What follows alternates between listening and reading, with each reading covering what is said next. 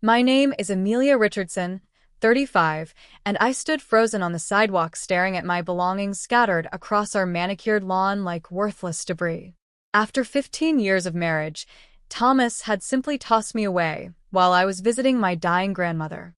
What he didn't know was that I'd been preparing for this betrayal for years. The house he thought was our only property? Just one piece of the puzzle. The joint accounts he controlled? Decoys. As I called an Uber, I smiled. Let the games begin.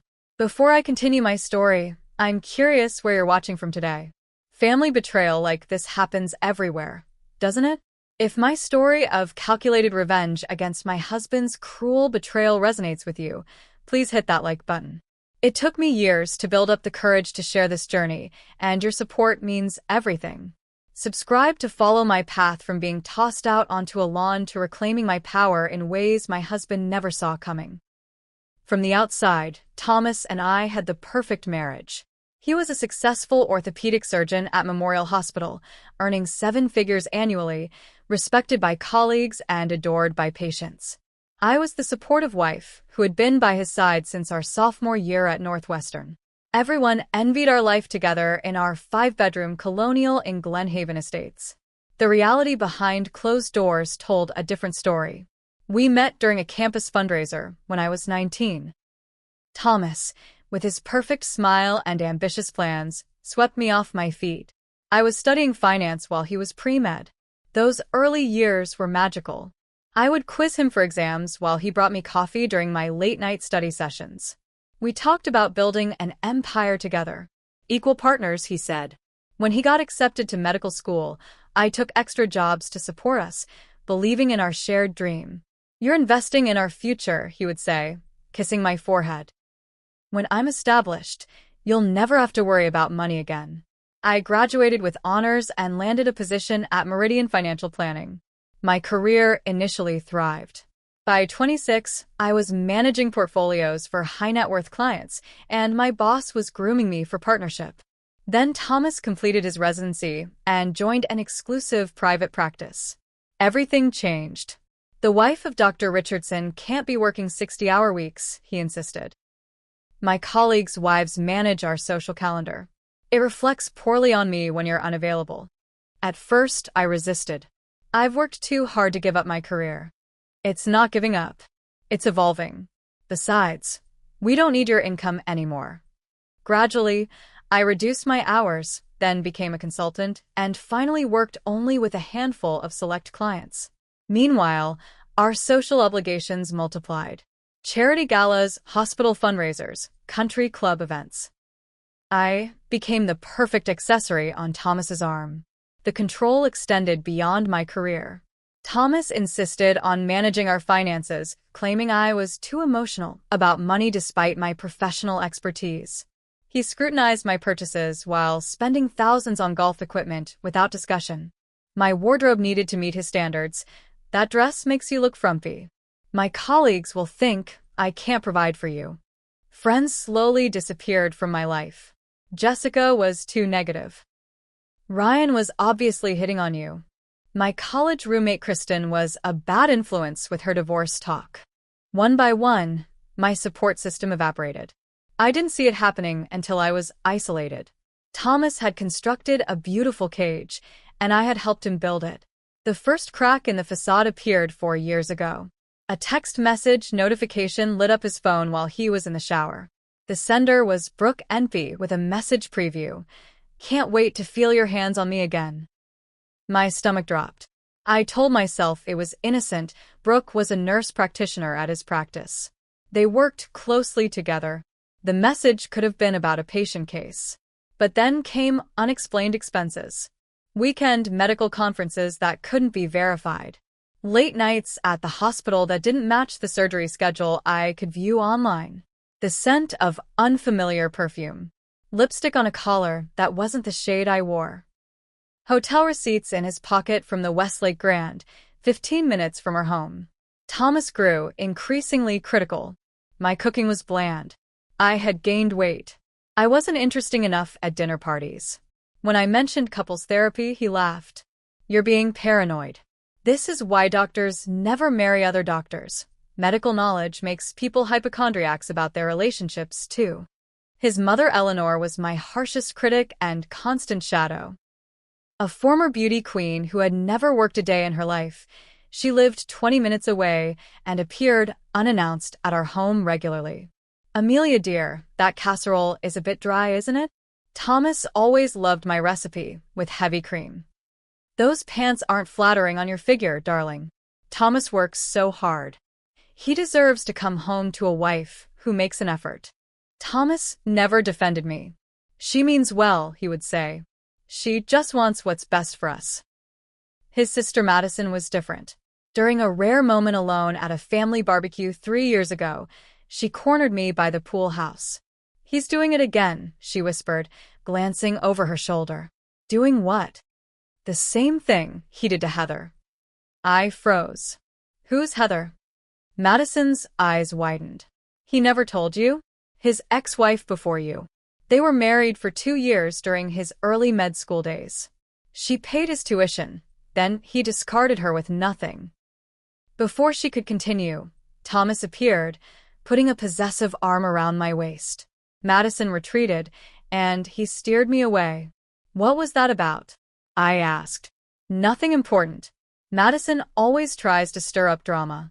That night, I lay awake beside him, studying his sleeping face. Who had I really married? And what was he capable of? Despite these doubts, we maintained our perfect image. At the Glenhaven Country Club, we were the golden couple. At hospital functions, doctors' wives sought my advice on decorators and caterers. At community events, we donated generously and posed for photos.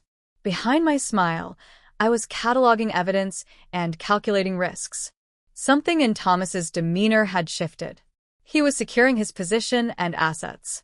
I discovered a prenuptial agreement I'd signed had been modified with a post-nuptial agreement during a flurry of documents he had me sign when we refinanced our house. My suspicions grew when he began suggesting I didn't need my own financial accounts.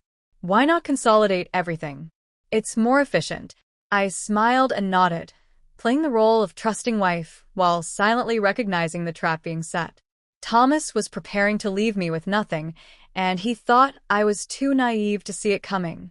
The definitive moment that transformed suspicion into action came 3 years ago. While reviewing our tax returns, Thomas always had me sign without reading. I noticed discrepancies. Significant income was missing, and there were deductions for property taxes on addresses I didn't recognize. "Just investment properties through my medical corporation," he explained dismissively. "The accountant handles all that. Nothing for you to worry about." But I did worry. I began taking photos of financial documents with my phone while he was at work. I created password-protected folders and stored them in multiple cloud accounts. I needed proof of our marital assets before they mysteriously disappeared. Fate intervened 2 months later at Nordstrom. I was picking up a suit Thomas had altered when a woman approached me in the parking lot. "You're Amelia Richardson, aren't you?" she asked. Attractive, early 40s, with wary eyes. "Yes." "Do I know you?" "No, but I know you." "I'm Heather Collins." Thomas's first wife. My heart pounded as I remembered Madison's warning. "I've debated approaching you for years," Heather continued. "But seeing you today, I can't stay silent anymore. Has he started hiding money yet?" We spoke for 2 hours at a nearby coffee shop. Heather had supported Thomas through his first 2 years of medical school, working 2 jobs while he studied. Once he secured major medical school loans, he filed for divorce, claiming they had grown apart. The loans were in his name alone. Their small starter home had been sold, with Thomas taking the proceeds as repayment for his career sacrifices. He had left her with nothing but debt. "He's charming and brilliant," Heather said, stirring her untouched coffee. "But he sees relationships as transactions. When your value to him diminishes or he finds a better option, he'll discard you without remorse." That evening, I searched for divorce attorneys specializing in high-asset cases and found Sofia Ramirez. Her website featured testimonials from clients who had faced similar situations. I made an appointment, paying the consultation fee in cash. Sofia's office was discreet, tucked inside a downtown high-rise. She listened without judgment as I outlined my suspicions. "You're smarter than most who come to me," she said when I finished. "They wait until they're locked out of the house with frozen credit cards. If you're right about your husband, we need to move carefully. Gathering evidence without alerting him is critical." She provided a checklist: document all assets, secure personal paperwork, establish independent credit, open separate accounts, and build a financial cushion. Most importantly, maintain the facade. "The element of surprise is your only advantage against someone like your husband," she warned. "Once he knows you're preparing to leave, he'll move quickly to cut off resources." That night, I created a secure email account and began my double life. I contacted my grandmother, who had always maintained financial independence despite my grandfather's wealth. She wired me $20,000 from her personal account, money my grandfather had never known about. "Every woman needs a fuck-off fund," she told me bluntly. "I've had one for 60 years. Never needed it, thank God, but it gave me the security to speak my mind." I opened accounts at a bank Thomas never used, using my office address for correspondence. I diverted small amounts from my personal inheritance that had remained in my name, converting them to cash and then depositing them in my new accounts. My financial background proved invaluable. I traced Thomas's hidden investments through public records searches and careful monitoring of our mail. I discovered offshore accounts in the Cayman Islands. A vacation property in Aspen was registered to his mother, but paid for with marital funds. A boat registered to his medical practice was actually our personal yacht, effectively hidden from marital assets. The most significant discovery was a shell company called Meridian Medical Holdings that owned several commercial properties. Thomas had been diverting substantial income into this entity for years. According to our tax returns, this company didn't exist. 14 months into my investigation, I had mapped an impressive network of hidden assets totaling over $12 million, money I legally had claimed to as his spouse in our equitable distribution state. The next phase required more boldness. Using an anonymous LLC called Contingency Property Investments, I purchased a beautiful craftsman-style home in Lakewood, 30 miles from our primary residence. The 4-bedroom house sat on a wooded lot with a stream running through the backyard. Exactly the type of home I had always wanted, but Thomas had dismissed as too rustic. I furnished it slowly, claiming to donate old furniture to charity, when actually moving it to my secret house. I installed a state-of-the-art security system. I planted a garden. I created a home office. I built the life Thomas had prevented me from having.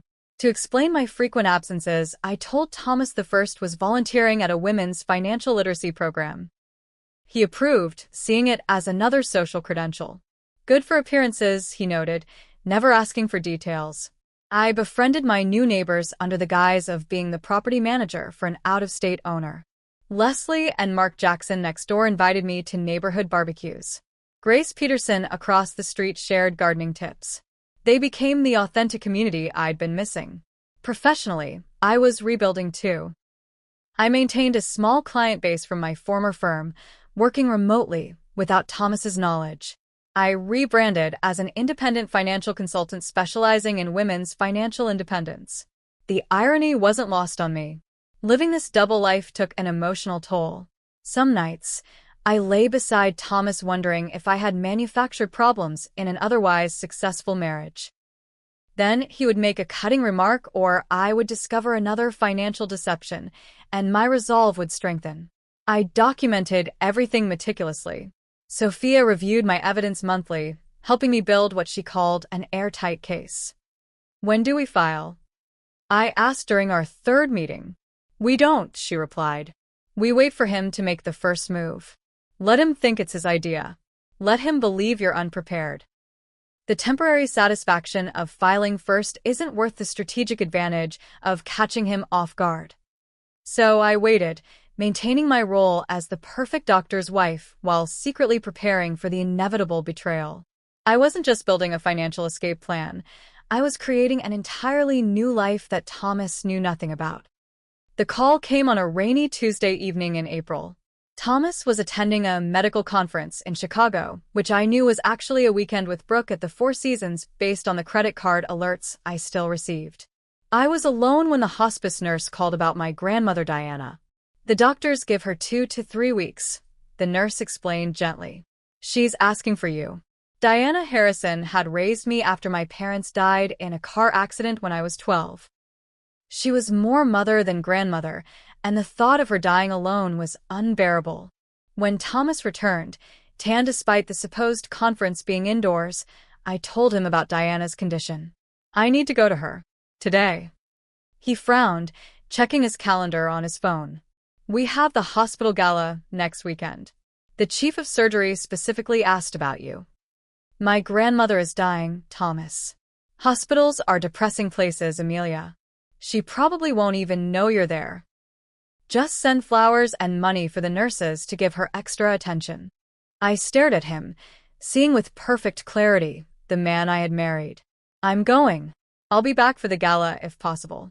His jaw tightened. This is why your career stalled, you know. Emotional decisions overriding logical ones. I packed that night.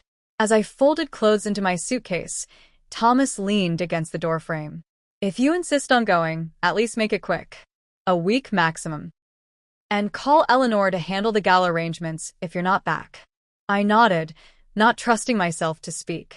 Before leaving, I secured copies of our most recent financial statements in my hidden floor safe and transferred an additional $50,000 to my secret account, just in case. Diana lived in a small lakeside community in northern Michigan. The hospice facility overlooked the water, and her room was filled with spring light when I arrived. She looked smaller than I remembered, her once imposing frame diminished. But her eyes were as sharp as ever. Well, you finally escaped him, she said instead of hello, reaching for my hand. I kissed her papery cheek. It's only temporary. I'll go back after.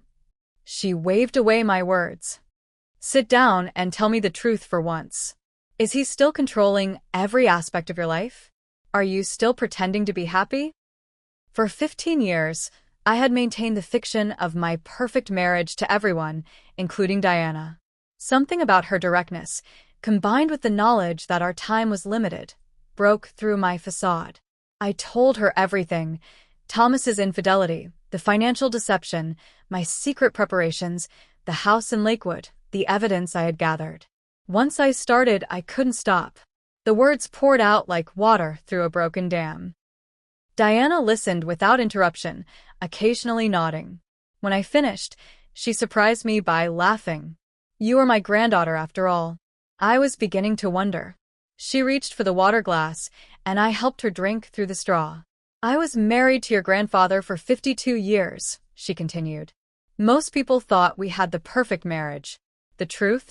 He cheated on me with his secretary for 3 decades. I knew after the first year. Ich zerrte her. Why did you stay? It was a different time.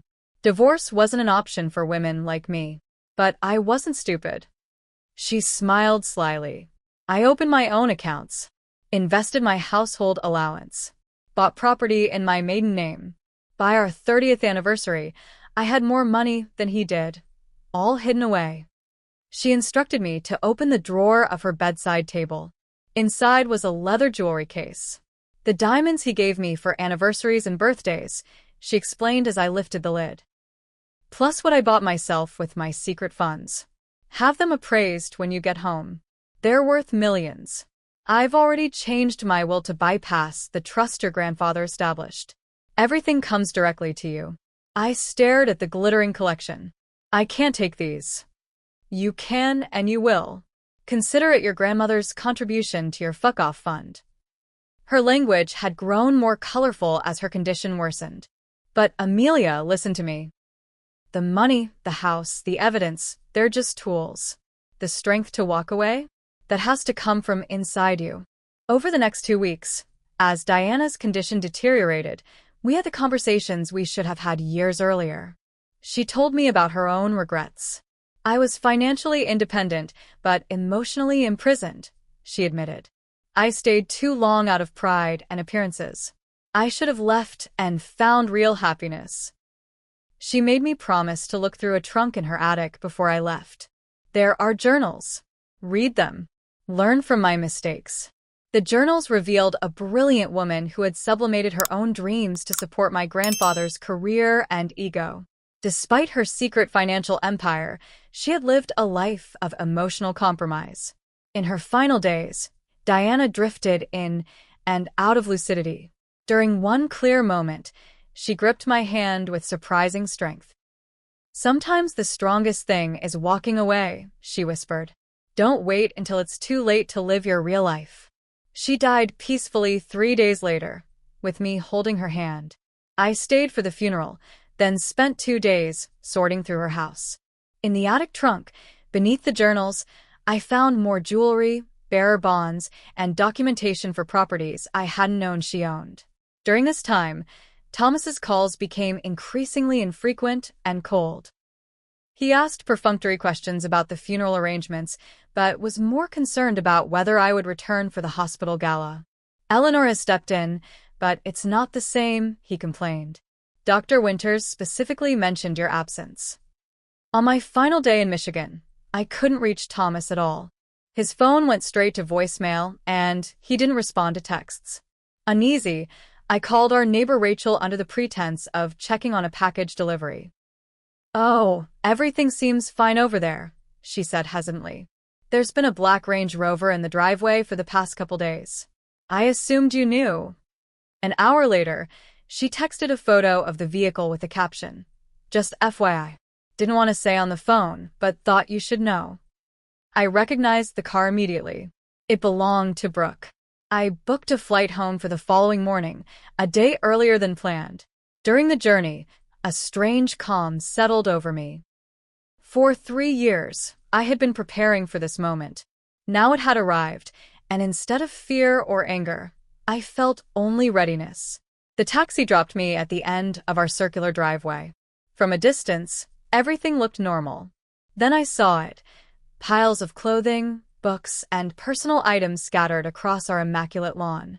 My belongings tossed out like garbage. The locks had been changed. I stood motionless, staring at the surreal scene before me. My clothes were trampled into the manicured grass. Books I'd collected over decades lay splayed open, pages fluttering in the breeze. Photo albums, their contents partially spilled, revealed glimpses of happier times now tarnished by betrayal.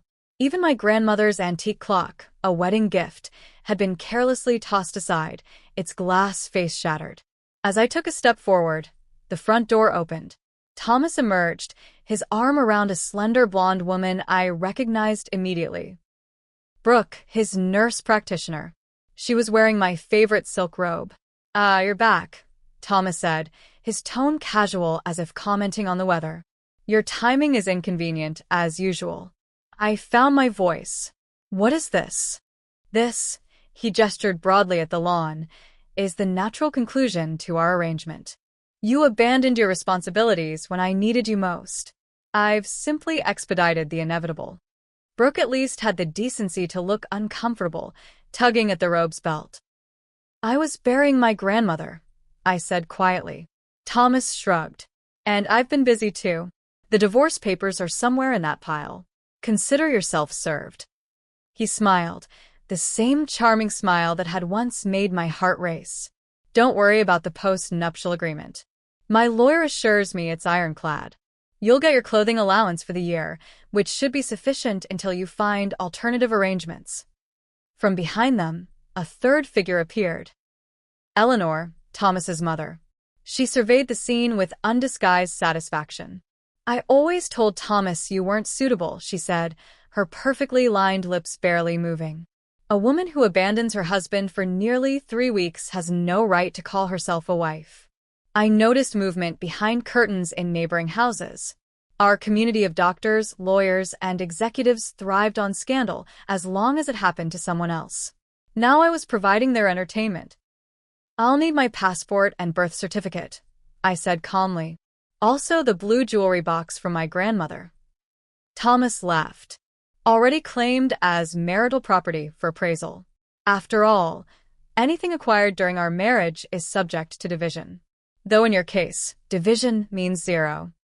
He checked his watch. You have 30 minutes to collect what you can before I call the police to report trespassing. I maintained my composure, though my hands trembled slightly as I began gathering essential documents from the scattered piles. Years of planning had prepared me for this moment, but the public humiliation still stung. As I sorted through my belongings, Thomas watched from the porch, occasionally whispering to Brooke or accepting a drink from his mother.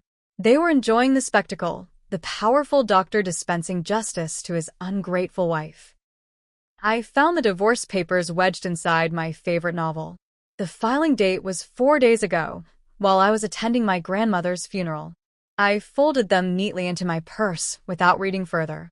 My phone vibrated with a text from Sophia. Joint accounts emptied 20 minutes ago. $347,221 transferred to his private account. Documented. Another piece in the puzzle of Thomas's betrayal. I continued methodically collecting my most important possessions. Legal documents, irreplaceable photos, family heirlooms that had escaped Eleanor's greedy assessment. A silver SUV pulled up to the curb, and Madison, Thomas's sister, emerged. Unlike the others, she approached me directly, kneeling to help gather scattered photos. "I'm so sorry," she whispered. "He's been planning this for weeks. I tried to warn you." Thomas's voice boomed from the porch. "Madison, family supports family. Get up here immediately."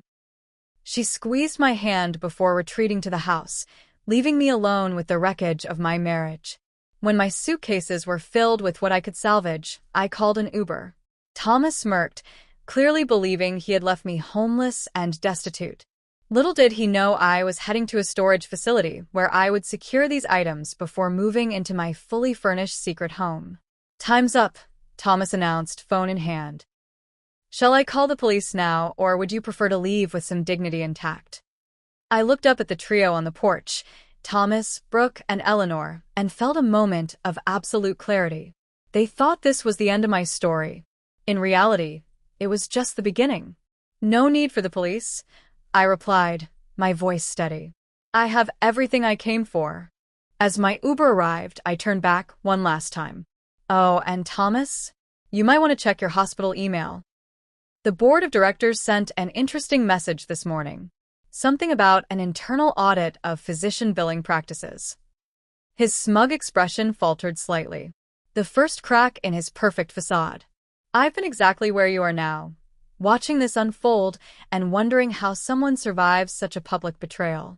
The moment I stood on that lawn, I felt so alone. If you've ever experienced family betrayal or watched someone you love be mistreated, you know that hollow feeling. I'd love to hear in the comments if you've witnessed similar family drama and how it was resolved. This story continues with unexpected twists that I'm still processing to this day. From the storage facility, I called Sophia, who immediately arranged to meet me at her office. "This is actually perfect," she said, reviewing the divorce filing. "He's so confident in his post-nuptial agreement that he's been sloppy. Very sloppy." She showed me the filing documents. Thomas had falsified financial disclosures, omitting the properties and accounts I had discovered. He'd also claimed I had abandoned the marriage, using my grandmother's illness as evidence of my selfish priorities. "This is fraud upon the court," Sophia explained, her eyes gleaming. "Judges hate being lied to even more than they hate spouses hiding assets. We formulated our immediate response strategy. Sophia would file an emergency motion for temporary support and exclusive use of the marital home based on improper eviction. She would also notify the court of the hidden assets, requesting an immediate freeze. "Don't expect to get back into the house," she warned. "That's just a strategic move to unsettle him. The real goal is to secure your financial position while we prepare our comprehensive response." I nodded, feeling strangely detached. The house had never truly been my home. Just another showcase for Thomas's success. "Where will you stay tonight?" Sophia asked, concern evident in her voice. I smiled for the first time that day. "I have arrangements." I checked into the Westlake Grand Hotel, the same hotel where Thomas conducted his affairs, for one night while I finalized preparations at my secret house. Using cash and a credit card Thomas knew nothing about, I ordered room service and took a long bath, allowing myself to process the day's events. Thomas called repeatedly that evening, increasingly angry that I wasn't begging to return home. I let the calls go to voicemail, listening to his messages escalate from smug satisfaction to confused irritation. Where are you staying? Eleanor says none of your friends have heard from you. The bank called about unusual activity on your personal account. What have you been doing? My lawyer says you've retained Sofia Ramirez. That's an expensive mistake you can't afford. His final message was telling. You're embarrassing yourself, Amelia. Come home, and we can discuss a more dignified separation. This rebellious phase is beneath you. He still believed I would break, that without his financial support, I would have no choice but to accept his terms. This fundamental misunderstanding of who I had become would be his downfall. The next morning, I met with the security consultant at my Lakewood house. We upgraded the system to include motion sensors, cameras with night vision, and silent alarms connected directly to the local police. I wasn't taking any chances with Thomas's temper once he discovered my deception. By afternoon, I had officially moved into my secret home. As I unpacked the few salvaged belongings among the carefully curated furnishings I had selected over the past 3 years, I felt a strange sense of homecoming. This house represented the woman I had become in secret. Strong, independent, and prepared. I stood in the kitchen, running my hand along the butcher block countertop I had installed myself, and made a decision. I would not be defined by Thomas's betrayal. This was not just a hiding place, it was where I would begin my real life. My first morning in the Lakewood house dawned with unexpected peace. For the first time in 15 years, I woke without anxiety about meeting Thomas's expectations. No perfectly pressed outfit to select, no elaborate breakfast to prepare, no carefully applied makeup to ensure I was presentable. Instead, I sat on my back deck with coffee, watching sunlight filter through the trees while planning my next moves. My phone buzzed with a text from Sophia. Emergency hearing scheduled for Friday. Stay unreachable until then. I spent that day activating what I called my emergence plan. I officially launched Richardson Financial Solutions, the consulting business I had been building quietly for years. My website went live, featuring my credentials and specialized services for women seeking financial independence. I activated professional social media accounts that had been created months earlier, but kept private until now. Within hours, former colleagues were sharing my announcement, and 3 potential clients had reached out for consultations. The foundation I had laid in secret was already bearing fruit. Meanwhile, Thomas was unraveling. My neighbor Rachel texted that police had visited our Glenhaven house responding to a domestic disturbance call. Later, she reported Thomas had been seen throwing things into his car at midnight, clearly intoxicated.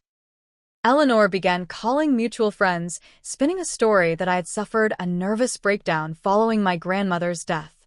Several concerned messages appeared on my phone, offering support for my mental health crisis. I didn't respond to any of them. On the 3rd day, Madison reached out through a newly created email account. Searching everywhere for you. Mother hired PI. Be careful. Can we meet? I suggested a coffee shop 2 towns over, taking precautions to ensure I wasn't followed. Madison arrived wearing sunglasses and a baseball cap, glancing nervously around the cafe. He's obsessed with finding you, she said without preamble. He can't understand how you've disappeared. No credit card trails, no hotel registrations, no apartment leases. The private investigator is checking homeless shelters now. I sip my latte calmly. And why are you telling me this? Madison removed her sunglasses, revealing eyes reddened from crying. Because I know what he's capable of. What they're both capable of. She shared details I hadn't known. How Thomas and Eleanor had systematically alienated their father until he signed over business interests to Thomas before his death. How they had manipulated Madison's trust fund, leaving her financially dependent on them. How Thomas had destroyed the career of a colleague who questioned his billing practices. They won't stop, she warned. They can't stand losing control. And Mother has been shredding documents every night. This information was valuable, but I remained cautious. Why help me now? You've watched his behavior for years. Madison stared into her untouched coffee. Because at the funeral, you were kind to Diana, even though she couldn't do anything for you anymore. That's when I realized what family should actually look like. She slid a USB drive across the table. Tax returns from Mother's computer. Emails between them about hiding assets. Password to his private cloud storage. I took it without comment, unsure whether to trust this apparent alliance, but willing to verify the information. That evening, Kevin Park, the forensic accountant Sophia had recommended, confirmed the documents were genuine and damning. Thomas had been systematically committing insurance fraud, billing for procedures never performed, and upcoding routine visits. Most shocking was evidence that Eleanor, who managed billing for his practice, was a willing accomplice. This goes beyond divorce proceedings, Kevin warned. This is criminal activity. Medicare fraud, insurance fraud, tax evasion. I instructed him to prepare a comprehensive report for Sophia, but hold off on any external reporting. This information was a nuclear option I wasn't ready to deploy. The following week brought my first court appearance.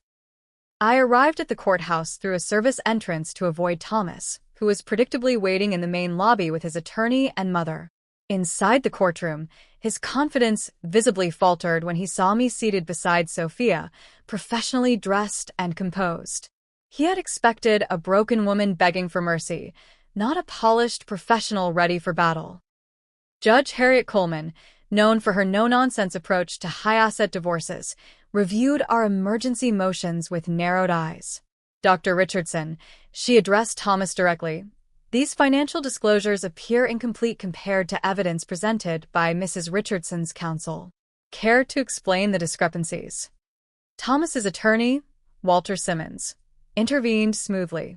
Your Honor, my client maintains these are premarital assets mistakenly identified as marital property. Judge Coleman turned to me. And Mrs. Richardson, how did you become aware of these alleged hidden assets? Sophia answered for me. Through Mrs. Richardson's professional work in financial planning, Your Honor. She documented these discoveries contemporaneously over several years, anticipating her husband's attempt to conceal marital property. The judge ordered an immediate freeze on all disputed assets and appointed a special master to conduct a forensic accounting.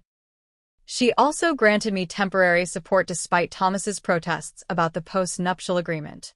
Preliminary review suggests this agreement may have been signed under duress or without full financial disclosure, Judge Coleman noted. Until determined valid, standard support calculations apply. As we left the courtroom, Thomas grabbed my arm. Where the hell are you living? He hissed. And where did you get money for Ramirez? She charges $500 an hour. I removed his hand calmly. Perhaps you should have asked those questions before throwing my belongings on the lawn. His face contorted with rage. This isn't over. You have no idea what you're up against. Actually, I replied quietly, I believe you're the one facing surprises. That evening, Brooke contacted me through Instagram, requesting a meeting. Against Sophia's advice, I agreed to see her at a public restaurant with security cameras. She arrived looking nothing like the confident woman who had worn my robe on the porch. Her eyes were shadowed, and she flinched at sudden movements. He's not who I thought he was, she began, voice barely above a whisper. When we started our relationship, he was charming, attentive, generous.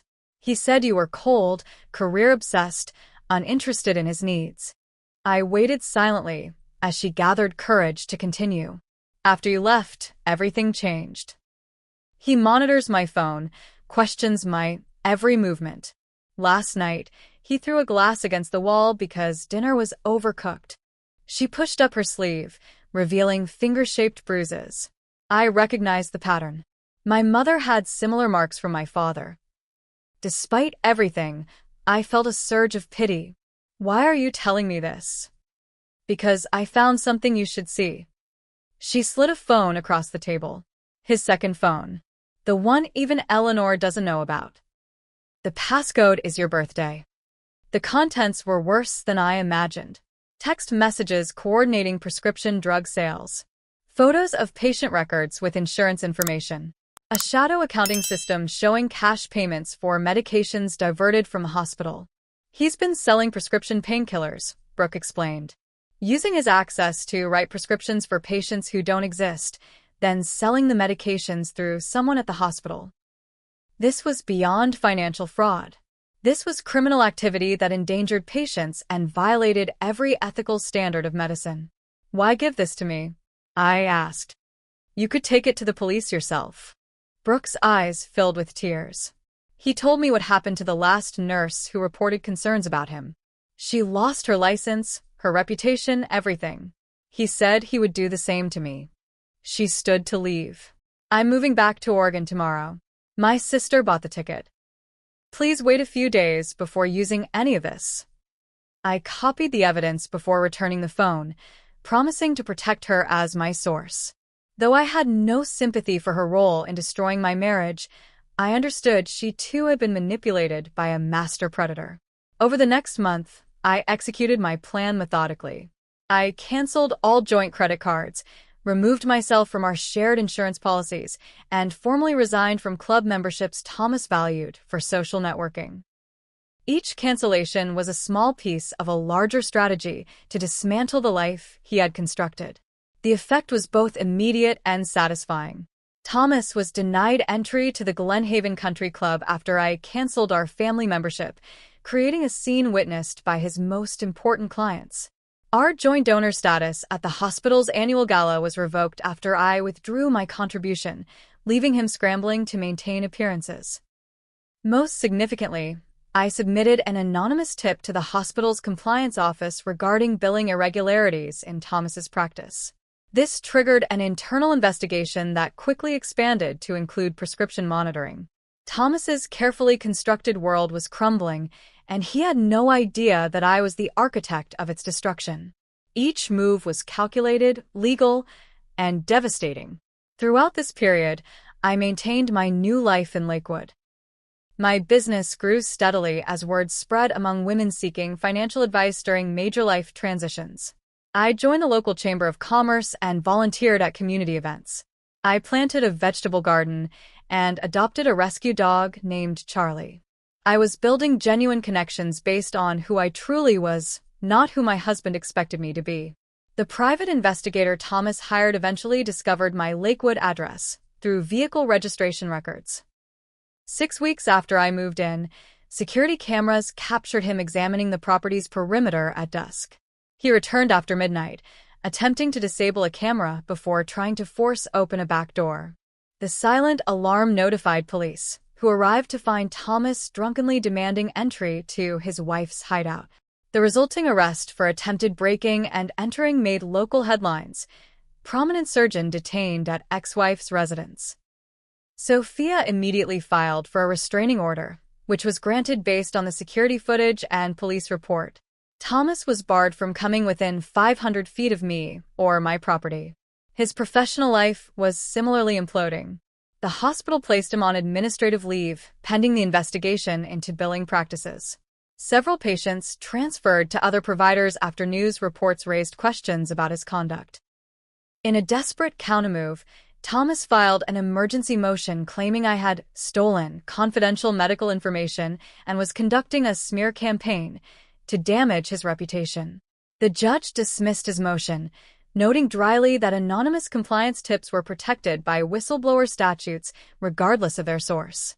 Eleanor, perhaps sensing the shifting tide, attempted a different approach.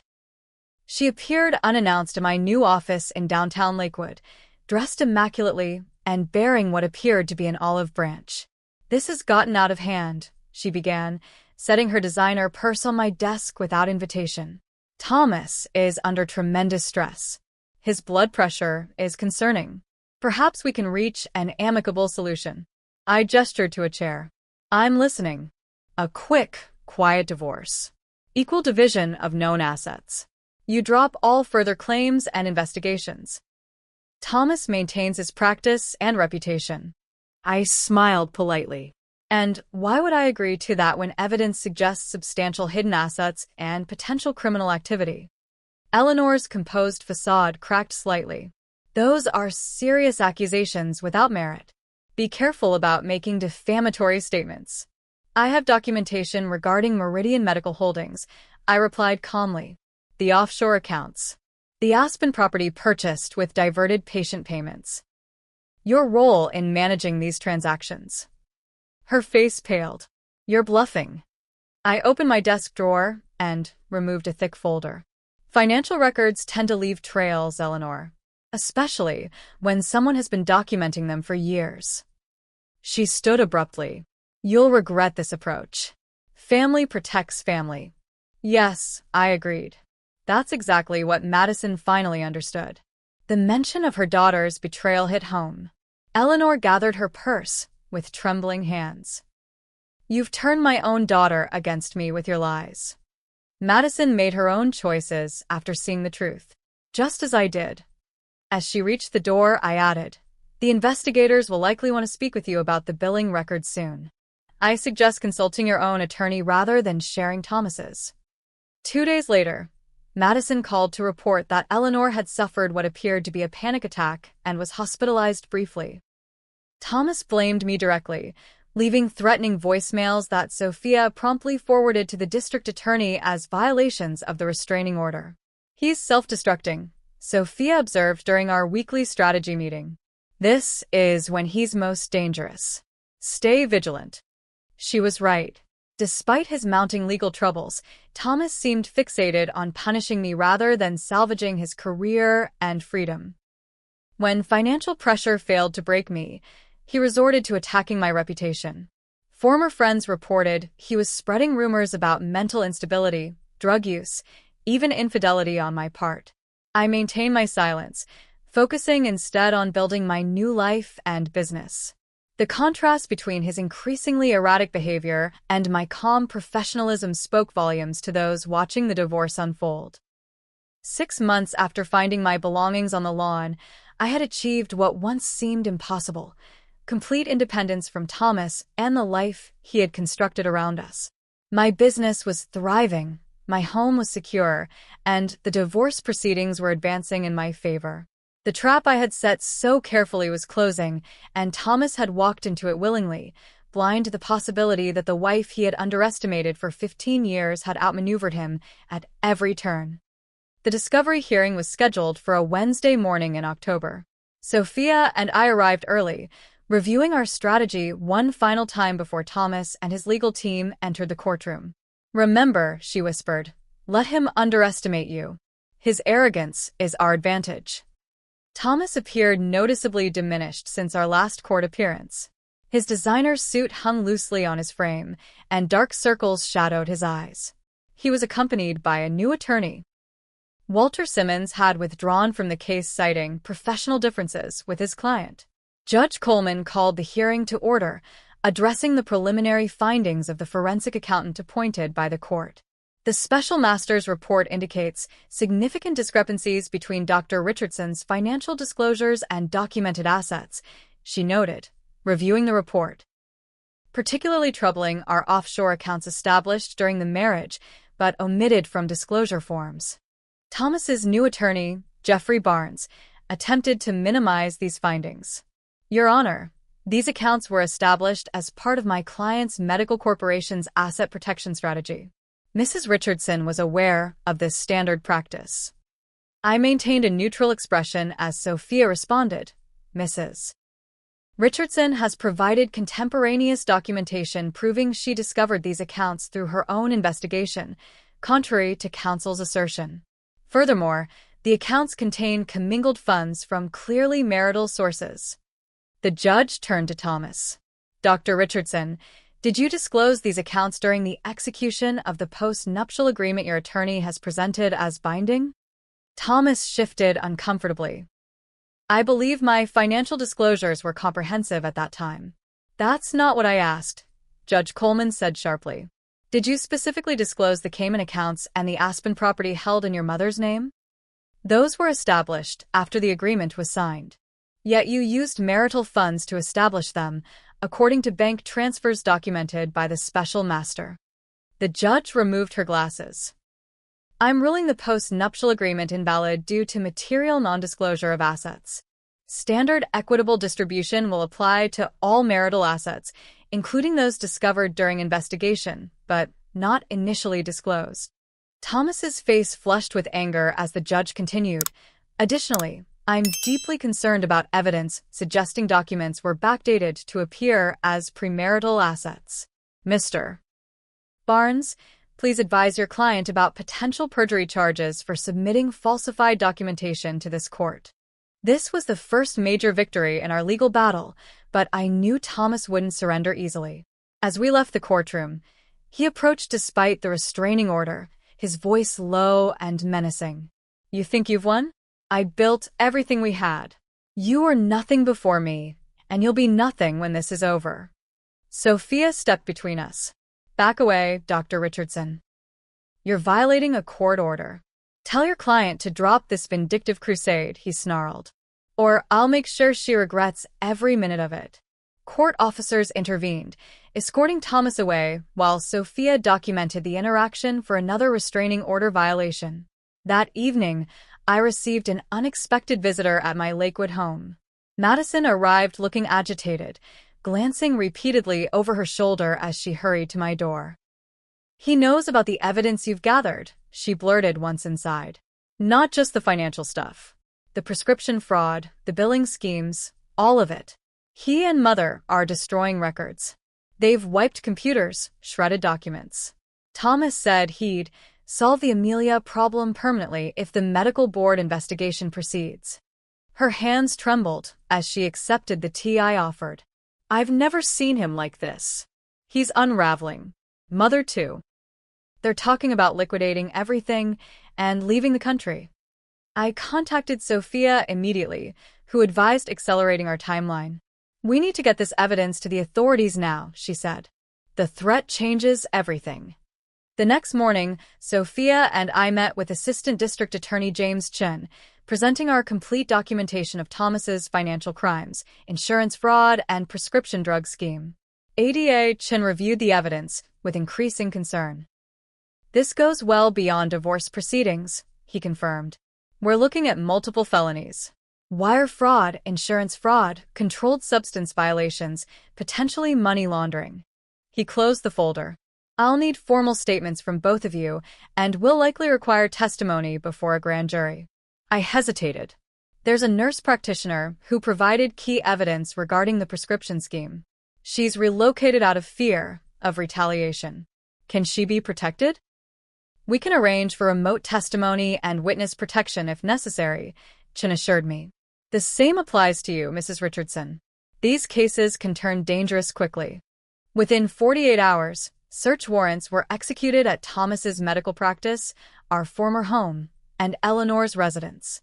The local news carried footage of investigators removing boxes of records and computer equipment.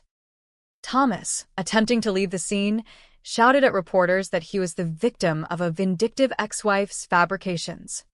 Eleanor was more strategic, giving a composed statement describing me as a troubled woman creating fantasies to explain her abandonment of a successful marriage. She portrayed herself as the concerned mother-in-law who had only wanted family harmony. Their public relations campaign collapsed the following day when the hospital announced its internal investigation had found substantial evidence of improper billing practices and prescription irregularities in Thomas's department. His medical privileges were suspended pending further review. The medical board followed with its own statement, announcing an emergency suspension of Thomas's license while investigating allegations of gross negligence and professional misconduct. As these professional consequences mounted, Thomas's focus on me intensified. Despite the restraining order, he appeared at my office building, attempting to confront me in the parking garage until security intervened. He called repeatedly from blocked numbers, leaving increasingly incoherent messages. He contacted mutual friends, seeking information about my movements and activities. When these efforts failed, he escalated to a new level of desperation. During a scheduled deposition related to the divorce, Thomas's attorney requested a brief recess. When proceedings resumed, Thomas made a startling proposal. I'm prepared to offer a settlement, he announced, sliding a document across the table. $3 million, the Glenhaven house, and my half of all joint accounts. In exchange, Mrs. Richardson will withdraw all allegations regarding financial impropriety and make no further statements to investigators. Sophia and I exchanged glances before she responded. Are you offering to pay my client to obstruct justice in an ongoing criminal investigation? His attorney quickly intervened. That's not what Dr. Richardson meant. He's simply seeking to resolve the civil matter expeditiously. By explicitly linking a financial settlement to my client's cooperation with authorities, Sophia countered. I'm obligated to report this offer to the district attorney's office. Thomas slammed his fist on the table. You've destroyed everything I built. 15 years of marriage, and this is how you repay my generosity. I made you who you are. In that moment, I finally spoke directly to the man who had controlled my life for 15 years. No, Tomás. You tried to erase who I was. The woman you married, the one with dreams, ambitions, and integrity. You nearly succeeded. I gathered my papers calmly. I don't want your money. I want justice. For myself and for everyone else you've harmed through your arrogance and greed. The settlement offer, as Sophia predicted, only strengthened the criminal case against Thomas. The district attorney interpreted it as consciousness of guilt and potential witness tampering. A grand jury was convened, and indictments followed. 37 counts including fraud, controlled substance violations, and conspiracy. Eleanor was named as co-conspirator in the financial crimes. The evidence Madison had provided proved crucial, documenting Eleanor's active role in concealing assets and falsifying records. She faced her own charges of conspiracy and accessory after the fact. The arrests made national news. Prominent surgeon and mother charged in massive fraud scheme, read the headlines. Photos showed Thomas and Eleanor being led from their homes in handcuffs, their expressions a mixture of shock and fury. Madison, though devastated by her family's public disgrace, stood by her decision to cooperate with authorities. They taught me that loyalty means protecting family secrets at any cost, she told me during a quiet dinner at my home. I finally realized true loyalty means standing for truth, even when it hurts. Thomas and Eleanor were released on bail with electronic monitoring and surrender of their passports. Their assets were frozen pending trial, leaving them dependent on loans from increasingly distant friends for legal representation. The criminal proceedings overshadowed our divorce case, which Judge Coleman expedited given the circumstances. The final settlement reflected the full accounting of marital assets, including those Thomas had attempted to hide. Beyond financial considerations, the court acknowledged the emotional and career damage I had suffered during the marriage. The systematic undermining of Mrs. Richardson's professional opportunities and personal autonomy constitutes a form of economic abuse, Judge Coleman noted in her ruling. This court considers such factors when determining equitable distribution in cases where one spouse has demonstrably suppressed the other's earning capacity and independence. As the criminal case progressed, former patients and colleagues came forward with additional allegations against Thomas. Stories emerged of bullying, sexual harassment, and medical negligence covered up through intimidation. The prestigious practice he had built was revealed as a toxic environment ruled by fear and manipulation. Thomas, watching his reputation crumble along with his freedom, made one final desperate attempt to regain control. Despite the restraining order and bail conditions prohibiting contact, he appeared at my home at 3 a.m, triggering security alarms and camera recordings. Police arrived to find him attempting to disable the security system, clearly intoxicated and carrying what they described as burglary tools. The violation of both bail conditions and the restraining order resulted in his bail being revoked. He was held in custody pending trial. Eleanor, suddenly facing the consequences of her actions without Thomas's protection, suffered what her attorneys described as a stress-induced cardiac event. Though not life-threatening, it delayed court proceedings and garnered her some public sympathy, until records emerged showing she had exaggerated symptoms to avoid court appearances in the past. As Thomas awaited trial in county jail and Eleanor recovered under house arrest, I found myself at the center of unexpected public attention. Women's groups contacted me about speaking on financial abuse. Legal organizations requested presentations on documenting hidden assets. Financial publications sought interviews about protecting oneself within marriage. The story of how a controlled, isolated wife had methodically gathered evidence and built an escape plan while maintaining a perfect facade resonated widely. I agreed to selected speaking engagements, hoping my experience might help others recognize warning signs I had missed for too long. Through it all, I maintained the privacy of my daily life in Lakewood. My home remained my sanctuary. My business continued to grow, now specializing in helping women achieve financial independence during major life transitions. I developed a particular expertise in assisting those leaving controlling or abusive relationships. The woman Thomas had tried to diminish had not only survived but thrived. The revenge he had feared was simply the natural consequence of his own actions exposed to light.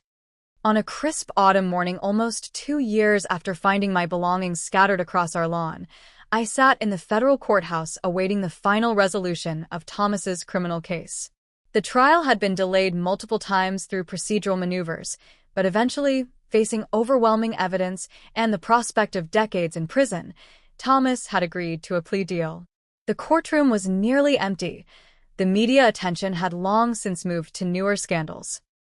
Sophia sat beside me, her presence a comfort after the long journey we had navigated together. Madison occupied a row behind us, torn between family loyalty and her commitment to truth. Thomas entered in a prison jumpsuit, handcuffed and escorted by officers. He had lost weight, and his once immaculate appearance was now haggard. He barely glanced in my direction as he took his place beside his attorney. Judge Martin Reeves reviewed the terms of the plea agreement. Guilty pleas to 12 counts of fraud and controlled substance violations in exchange for dismissed charges against Eleanor, who had been diagnosed with early-stage dementia during proceedings. Before I accept this plea, Judge Reeves addressed Thomas directly. I want to ensure you understand its implications. You will surrender your medical license permanently. You will serve a minimum of 8 years in federal prison. You will make restitution to insurance companies, patients, and the hospital exceeding $4 million. Is this your understanding of the agreement? Thomas nodded wearily. Yes, Your Honor. And you enter this plea voluntarily, without coercion? Yes, Your Honor. The judge turned to me. Mrs. Richardson, as the initial reporting party in this case, you have the right to make a victim impact statement if you wish. I approached the podium, meeting Thomas's eyes directly for the first time in months. The prepared statement in my hands suddenly seemed inadequate for the moment. 15 years ago, I married a man I believed was my partner. I began. I supported his dreams, sacrificed my own ambitions, and trusted him with my future. In return, he systematically isolated me, controlled our finances, and prepared to discard me when I was no longer useful. Thomas stared at the table before him as I continued. The financial crimes that bring us here today reflect a pattern of behavior that extended beyond business practices into our marriage. The same entitlement that led Dr. Richardson to defraud insurance companies led him to defraud me of years I can never recover. I paused, gathering my thoughts. I don't speak today seeking vengeance. I've moved beyond that need. I speak for the patients who trusted him, the colleagues he intimidated, and the women like me who may still be trapped in golden cages, wondering if freedom is possible. Thomas finally looked up, his expression unreadable. I hope the time ahead provides opportunity for reflection and genuine change, I concluded. While our marriage died on that lawn 2 years ago, I've discovered that endings can be beginnings in disguise. I've rebuilt my life on a foundation of truth rather than appearances. I wish the same possibility for everyone damaged by these actions, including Dr. Richardson himself. Judge Reeves thanked me before formally accepting the plea and pronouncing sentence. As Thomas was led away, he paused briefly beside me. I never thought you were capable of this, he said quietly. That was always your mistake, I replied. Outside the courthouse, Madison approached hesitantly. Mother's Care Facility allows visitors on Wednesdays and Sundays. She asks about you sometimes, in her clearer moments. I squeezed her hand. Perhaps someday. For now, I'm grateful for your courage through all of this. Our unlikely friendship had been an unexpected gift from this ordeal. The daughter of the woman who had tried to destroy me had become one of my strongest supporters. In the months that followed, I focused on transforming my experience into something meaningful. With part of my divorce settlement, I established the Diana Harrison Foundation, named for my grandmother, providing resources for women trapped in financially controlling relationships. The foundation offered emergency grants, legal assistance, and financial literacy education. We developed specific programs for women married to high-earning professionals, addressing the unique challenges of escaping what appeared to be privileged lives. My secret house in Lakewood became my permanent home, no longer a hiding place, but a true reflection of my tastes and priorities. I expanded the garden, adding a memorial section with my grandmother's favorite roses and a small plaque bearing her wisdom. Sometimes the strongest thing is walking away.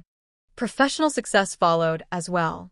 Richardson Financial Solutions grew to include 3 additional advisors specializing in divorce financial planning.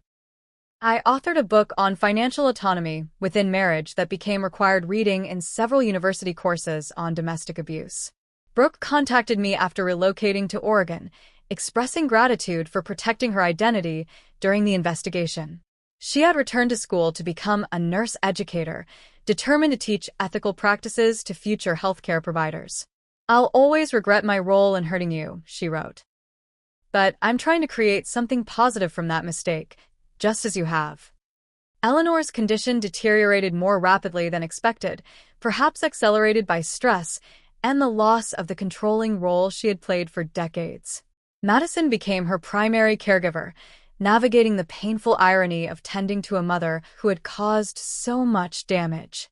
"She talks about your wedding sometimes," Madison shared during one of our monthly dinners. "She actually seems proud of how beautiful everything was. The past is becoming more real to her than the present."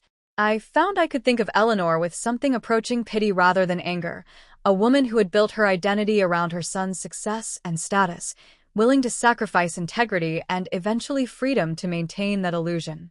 6 months after his sentencing, I received a letter from Thomas. The prison chaplain had encouraged inmates to make amends as part of their rehabilitation. His words seemed genuine, if not entirely self-aware. I still don't understand how everything unraveled so completely. The life I built, the reputation I earned, the future I planned, all gone. I blamed you for destroying it all, but in moments of honesty, I recognize I destroyed it myself, decision by decision, compromise by compromise. I don't expect forgiveness. I'm not even sure I'm sorry for the right things yet. But I wanted you to know I'm trying to understand where everything went wrong. Perhaps that's a start.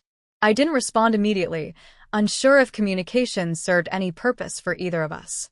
Eventually, I sent a simple note acknowledging his letter and wishing him well in his journey toward understanding. Some chapters need to be closed gently rather than slammed shut.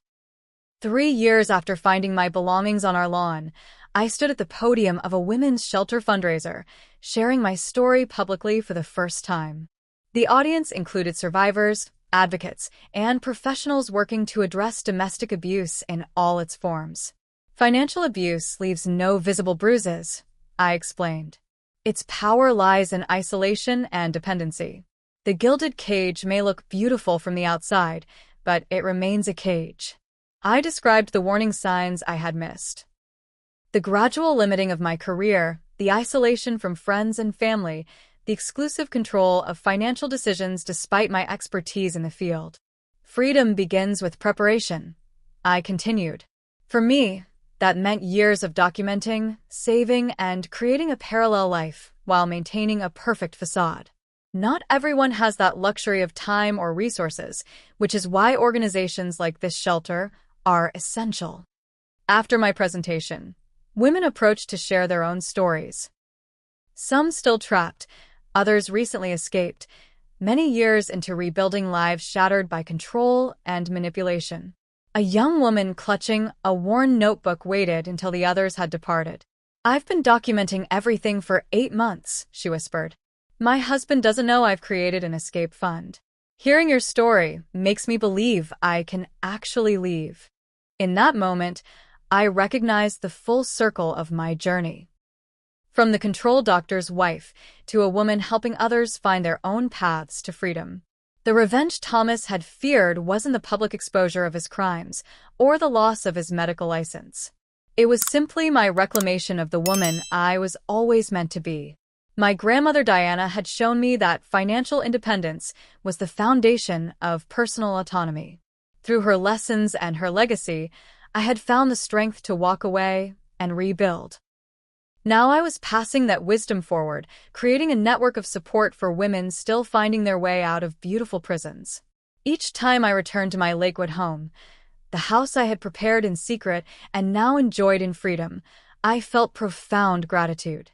The sprawling garden, the home office where I advised clients, the quiet reading nook overlooking the stream, all represented choices made for myself rather than to maintain appearances or please others. The perfect doctor's wife had disappeared, replaced by a woman comfortable with imperfection and authenticity.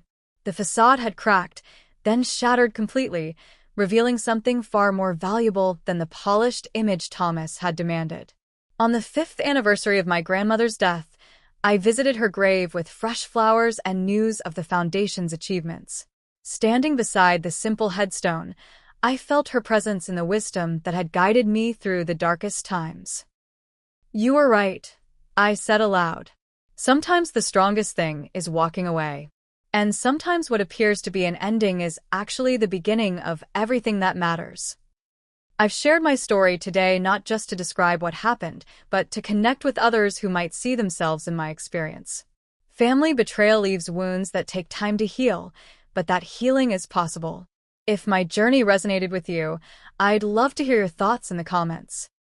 What family betrayal have you witnessed or experienced, and how did you find the strength to move forward? Please share, like, and subscribe if you'd like to hear more stories of overcoming family manipulation and finding justice.